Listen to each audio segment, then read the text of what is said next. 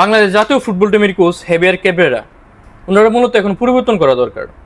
কারণ ওনার যে প্ল্যান, ওনার যে পরিকল্পনা, ওনার যে স্ট্র্যাটেজি, এগুলো আসলে টোটালি ফেল হইতেছে। এবং এই জিনিসটা আমাদের গত কয়েক ম্যাচে প্রমাণিত হয়েছে।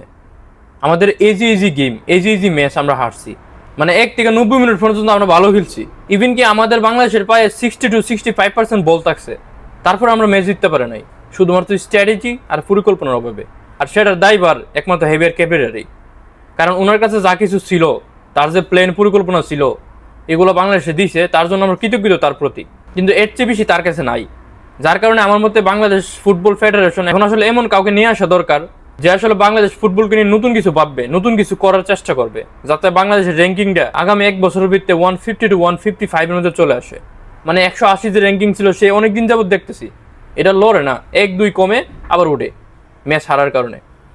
তো আমার মতে আসলে তারা পরিবর্তন করা দরকার। কারণ এখন বাংলাদেশের ফুটবলের যে একটা গণজোয়ার সৃষ্টি হয়েছে হামজা, সুমিত চুম, ফাহমিদুল্লাহ আসার পর, এটা আসলে ধরে রাখাটা জরুরি।